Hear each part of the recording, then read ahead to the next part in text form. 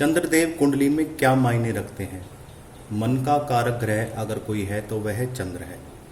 तो मन की गति सबसे न्यारी होती है। अगर मनुष्य की कामयाबी का राज चंद्र ग्रह से अगर देखा जाए तो बहुत कुछ देखने को मिलता है। हम सभी की कुंडली में चंद्रमा मन का स्वामी होता है। कुंडली में कुल 12 भाव होते हैं।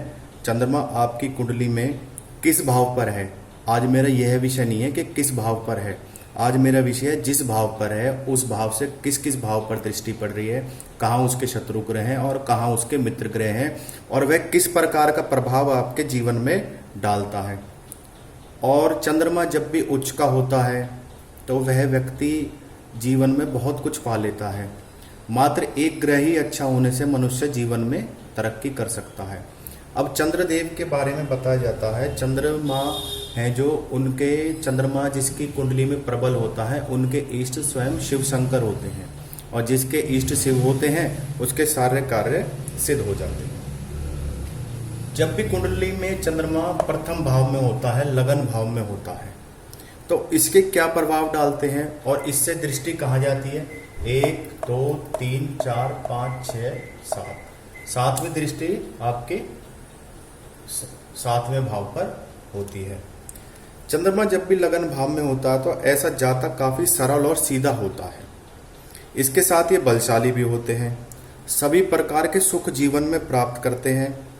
इनको गायन का और वादन का बहुत शौक होता है। ऐसे लोग यात्रा करके नई नई चीजें सीखने के काफी शौकीन होते हैं।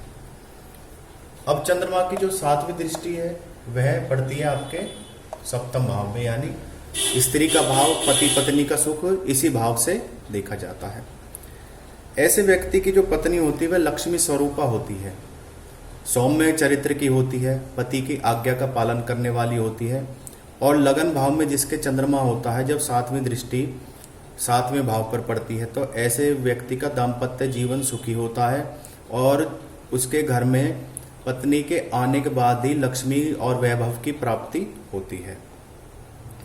और चंद्रमा अगर यहाँ उच्च का हो तो ऐसा व्यक्ति जीवन में विवाह के पश्चात बहुत कुछ पा लेता है। उसकी संतान भी योग्य होती है, उसकी पत्नी उसकी अच्छे सलाहकार होती है। परंतु यहाँ पर सावधानी की कहाँ जरूरत है? अगर चंद्रमा इस भाव में अपनी शत्रु ग्रह की राशि में बैठा हो तो जितना मैंने बताया चंद्रमा उसके विपरीत प्रभाव डालता है। अगर यहाँ भी शत्रु ग्रह हुआ तो उसके भी विपरीत प्रभाव डालेगा। बाकी तो यह है कि समग्रह है या कोई और ग्रह है, मित्र ग्रह है, तो प्रभाव में बढ़ोतरी करता है। अब बात करते हैं हम द्वितीय भाव की। जब चंद्रमा दूसरे भाव में होता है तो उसकी दृष्टि 9वें भाव में यानी भाग्य भाव में। अब देखिए दूसरे भाव पे, क्षमा कीजिए, 8वें भाव पे होती है। 1 2 3 4 5 6 7। तो जब भी दूसरे भाव में चंद्रमा होता है तो 8वें भाव पर दृष्टि होती है इसकी। तो यह भाव आयु सुख का है और धर्म का है, और मृत्यु का भाव भी यही भाव तय करता है। चंद्रमा धन भाव में जब भी होता है तो व्यक्ति मधुरभाषी होता है, बहुत मीठा बोलने वाला, सुंदर और शांति प्रिय होता है। और ऐसा चंद्रमा शुभकारी होता है। ऐसा व्यक्ति धन संपत्ति एकत्रित कर लेता है। ये भी अच्छे गायक होते हैं, गायन का शौक इन लोगों को भी होता है। और इन पर माता लक्ष्मी की कृपा बनी रहती है और लक्ष्मी प्रसन्न रहती है, और इन लोगों पर माता लक्ष्मी की विशेष कृपा होती है। परंतु यहाँ शनि की दृष्टि हो, शनि साथ हो या कोई शत्रु ग्रह हो तो इसके विपरीत प्रभाव देखने को मिलते हैं। धन हानि होती है और धन, पैतृक संपत्ति झगड़े से प्राप्त होती है। इस तरह के अनेक योग बनते हैं। तो यहाँ जब भी धन भाव में चंद्रमा शत्रु ग्रह की दृष्टि या किसी शत्रु ग्रह के साथ युति बना रहा हो तो आपको क्या करना है? ऐसे व्यक्ति को 2 मुखी रुद्राक्ष चांदी की चैन में और चांदी की माला में, क्षमा कीजिए, चांदी में मड़वा कर धारण करना है। दूसरा, अपनी सबसे छोटी उंगली में कनिष्का में मोती धारण कर सकते हैं। तीसरा, अगर दान देना चाहे तो खीर का दान हर पूर्णिमा को मंदिर में गरीबों को दे। ये सबसे अच्छा उपाय है जो लोग सरलता से कर सकते हैं। सफ़ेद चीज़ों का दान और चंद्रमा से संबंधित जो भी उपाय करने हैं वो कीजिए। तो यहाँ पे जो चंद्रमा की नेगेटिविटी है वो पूरी तरह खत्म हो जाएगी, धन का आगमन आपके जीवन में होगा। अब बात रही दृष्टि की। जो चंद्रमा की 7वीं दृष्टि है वह 8वें भाव पर होती है, जो आयु और सुख का भाव है। यह व्यक्ति के आयु में वृद्धि करता है अपने शीतल स्वभाव के कारण, और व्यक्ति निरोगी भी रहता है, धर्म संबंधित कार्य करता है, और ऐसे व्यक्ति आयु ज्यादातर लंबी रहती है। सभी की तो नहीं कह सकते, पर इन यहाँ पर कुछ लोगों की आयु लंबी होती है। वह पूरी कुंडली को देखने के बाद पता चलता है। भावगत जो दृष्टिगत फल बताए जाते हैं, क्योंकि ज्योतिष शास्त्र काफी बड़ा है, इसका जितना वर्णन करा जाए उतना कम है। कोई दुनिया के एक से एक बड़ा ज्योतिषी अगर वर्णन करने पाएगा तो वह वर्णन खत्म ही नहीं हो सकता, क्योंकि ये अथाह है। इसके अलावा जो तीसरे भाव पर चंद्रमा होता है और इसकी दृष्टि होती है भाग्य भाव पर, यानी 9वें भाव पर। तो पराक्रम का भाव और आपका तीसरा भाव, इन दोनों में संबंध बन गया। यही अगर दोनों यही भाव सिर्फ 2 भाव उच्च ग्रहों से युक्त हो, मित्र ग्रहों से युक्त हो, चंद्रमा के दृष्टि अच्छी हो, तो सिर्फ यही 2 भावों से आदमी जीत सकता है पूरी कुंडली को। यह सत्य है। परंतु जो मैं फल बता रहा हूं भाव अनुसार, उसका कुछ ना कुछ प्रतिशत प्रभाव जीवन पे जरूर पड़ता है। तीसरे भाव का चंद्रमा होने से जातक पराक्रमी, धनी और बलशाली बनता है। चंद्रमा के तीसरे भाव होने से जातक की स्मरण शक्ति, सोचने की जो शक्ति है बहुत तीव्र होती है, याद करने की भी शक्ति बहुत तीव्र होती है। कैरियर में खूब नाम कमाते हैं अपने। ऐसे जातक कभी भी परिवर्तन से घबराते नहीं है। ऐसे लोग विवाह के बाद भाग्य होता है। ये लोग देखने में काफी सुंदर होते हैं, और ये साथ ही इनका शरीर होता है गठा हुआ होता है, आकर्षक शरीर के मालिक होते हैं। जब 9वें भाव पर चंद्रमा की 7वीं दृष्टि पड़ती है तो ऐसा व्यक्ति भाग्य का भी काफी धनी होता है। वह जन्म से ही पैतृक संपत्ति प्राप्त होता है और जीवन में तरक्की करता, अपनी पैतृक संपत्ति को बढ़ाने वाला होता है। मैंने जैसा कि पहले बताया उस बात को दोबारा कहता हूं, मात्र 2 भाव, चंद्रमा का और चंद्रमा की 7वीं दृष्टि, ये उत्तरोत्तर कब तरक्की करेंगे, कब जीवन में इनके बहुत अच्छे प्रभाव होंगे, कब जीवन में मनुष्य समाज में, राजनीति में और हर क्षेत्र में अपना दबदबा, मतलब मल्टीपल पर्सनैलिटी वाला बंदा होता है। ऐसा व्यक्ति सर्वगुण संपन्न कहते हैं जिसे। यह जब ही संभव है जब दोनों भावों में राशि संख्या मित्र ग्रह मौजूद हो। अगर कहीं भी शत्रु ग्रह की दृष्टि होती है या शत्रु ग्रह मौजूद होते हैं तो वहां पे फिर थोड़ा सा कुंडली का प्रभाव होता है, जो इतना नहीं होता जितने इसका पॉजिटिव प्रभाव है। वहीं अगर थोड़ी बहुत अगर नेगेटिविटी आपको तिरते प्रभाव में दिखाई दे तो चंद्रमा के उपाय जरूर कीजिए। जैसे चंद्रमा गायत्री मंत्र का पाठ कीजिए, पूर्णिमा का व्रत कीजिए, तो इसमें नेगेटिविटी कम होगी। अब बात करते हैं चतुर्थ भाव की, सुख का भाव। चतुर्थ भाव यानी सुख का भाव। अब यहां से 1 2 3 4 5 6 7, 7वीं दृष्टि क्या होगी, कर्म भाव पर होगी। चतुर्थ भाव का जो चंद्रमा होता है वह उदार और शांत स्वभाव वाला होता है। ऐसा व्यक्ति दयालु, बुद्धिमान, मिलन स्वभाव के होते हैं, और साथ ही उनका जो हृदय होता है वह भी बहुत उदार होता है। भाग्यशाली होते हैं, सदा प्रसन्न रहने वाले होते हैं। विवाह के बाद ऐसे जातकों की संतान भी सदाचारी होती है, अच्छे चरित्र वाली होती है। ऐसे जातक व्यवसाय भी अनुकूल परिणाम देते हैं, नौकरी में भी उच्च अधिकार प्राप्त करते हैं। ऐसे जातक को समय रहते अपना मकान और वाहन का सुख प्राप्त हो जाता है, अगर चंद्रमा शत्रु ग्रह या युतिशा दृष्टि से बचा रहे। अब 10वें भाव पर जब चंद्रमा दृष्टि डालता है, अगर यहाँ पर गुरु हो और इसके अलावा मंगल हो, सूर्य हो, इनमें से अगर कोई भी ग्रह हो, चंद्र की दृष्टि अगर यहाँ पे चंद्र, मंगल और सूर्य, इन तीनों ग्रहों में से किसी में भी हो, तो ऐसे व्यक्ति राजनीति में भी अपना काफी नाम कमाते हैं, समाज के प्रधान होते हैं। अपनी मेहनत पे, अपने दम पर, अपने बौद्धिक बल पर सब कुछ ऐसे लोग इकट्ठा करने जानते हैं। अपने माता पिता का नाम रोशन करने वाले होते हैं ये लोग। अब बात करते हैं 5वें भाव की। अगर चंद्रमा 5वें भाव में हो तो इसकी दृष्टि किस स्थिति में है चंद्रमा। यहाँ सिर्फ कोई 12 भावों का फलादेश नहीं बताया जा रहा, चंद्रमा के प्रभाव बताए जा रहे हैं। जो सूक्ष्म प्रभाव है वो किस प्रकार होते हैं, जैसे कि 5वां भाव जो कि संतान का भाव गिना जाता है। ऐसे जातक बुद्धिमान, धैर्यवान और भावुक होता है। ऐसा जातक का मन जरूर थोड़ा चंचल होता है, सदाचारी होता, क्षमावान होता और शौकीन मिजाज का भी होता है। यह हर कार्य को तीव्र और शीघ्रता से करने वाला होता है, मीठा बोलने वाला होता है, हर कार्य को शीघ्रता से पूरा कर भी लेता है। गीत संगीत में ऐसे व्यक्ति की काफी रुचि होती है, ईमानदार होते हैं, लोकप्रिय होते हैं, धनवान होते हैं और अपनी ईमानदारी के लिए समाज में पहचाने जाते हैं। अब इसकी जो दृष्टि है 1 2 3 4 5 6 7 आय भाव पर होती है। जब इसकी दृष्टि आय भाव पर होती है तो ऐसा व्यक्ति अपने कला से, गायन से, जैसे जागरण वगैरह से, ये इनकी साइड इनकम होती है, इससे अच्छा खासा धन कमा लेते हैं, भजन वगैरह से। और ये लोगों की जो सोर्स ऑफ इनकम होती है वह एक नहीं होती। जन्म से तो पैतृक संपत्ति इनको मिलती ही नहीं है, ये अपने दम पर ही बनाते हैं जो कुछ इनको बनाना होता है। और अगर इनको थोड़ी बहुत पैतृक संपत्ति जन्म से प्राप्त होती है तो वह किसी मित्र ग्रह की दृष्टि या युति के कारण होती है। संतान ऐसे लोगों की योग्य होती है, जीवन में तरक्की करने वाले होते हैं और कुछ ना कुछ आमदनी ऐसी ये लोग बना के रखते हैं जिससे धन का आगमन बना रहे। जैसे फाइनेंसर भी हो सकते हैं और इनके किराए के भी काम हो सकते हैं जहां से इनका रेंट आता हो। अब बात करते हैं चंद्रमा के 7वें भाव की, क्षमा कीजिए, चंद्रमा के 6ठे भाव की। जब भी 6ठे भाव में चंद्रमा होता है तो उसकी 7वीं दृष्टि कहाँ होगी? 1 2 3 4 5 6 7 यानी 12वें भाव में। ये धन व्यय का भाव है और यहाँ से व्यय के साथ साथ धन इकट्ठा होने का भी पता चलता है। जो इस भाव का व्यक्ति का जब चंद्रमा होता है तो ऐसा व्यक्ति अक्सर बीमार रहता है, कफ, वात, नेत्र विकार से परेशान होता है और अल्पायु भी हो सकते हैं। पूरी तरह से नहीं कहता पर अल्पायु भी हो सकते हैं। साथ ही अधिक खर्चा करने वाले होते हैं जिसके कारण अपने लिए ये लोग टेंशन पाल लेते हैं।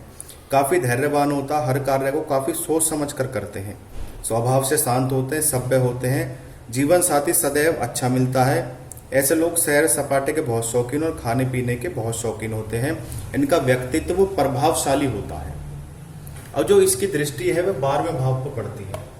अब मात्र जैसा कि मैंने पहले बताया था, ये 2 भाव ही चंद्रमा के सारी कुंडली को अनुकूल कर देते हैं। अगर मित्र ग्रह की दृष्टि हो, दोनों में कहीं भी मित्र ग्रह की युति हो, चंद्रमा उच्च कर होकर बैठा हो या मित्र ग्रह की राशि में बैठा हो, तो ऐसे व्यक्ति धन जो होगा कैश फॉर्म में, यानी धन होगा उसके पास नगद के रूप में, बैंक बैलेंस अच्छा खासा होता है और प्रॉपर्टी भी ये लोग समय रहते बना लेते हैं। अगर किसी का कर्ज लेते हैं तो टाइम पर चुका देते हैं।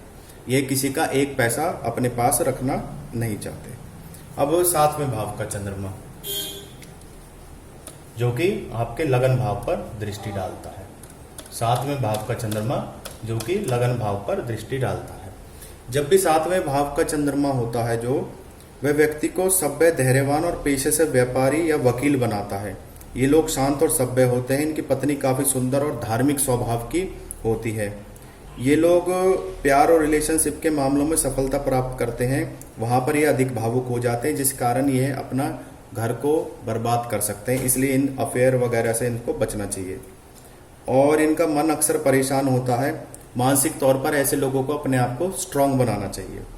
वहीं जिसकी दृष्टि लगन भाव पर होती है तो ऐसे लोग विवाह के बाद अपने शारीरिक सौंदर्य, जिम, एक्सरसाइज, योगा, खान पान बहुत चीज़ों में सुधार करके चलते हैं और अपनी शारीरिक संरचना को बहुत अच्छा बनाकर रखते हैं। वहीं जब भी लगन भाव पर चंद्रमा की दृष्टि होती है तो व्यक्ति में निखार आता है, चेहरे पे चमक आती है। अब बात करते हैं 8वें भाव की। 8वें भाव का जो चंद्रमा है उसके सूक्ष्म प्रभाव क्या देखने को मिलते हैं?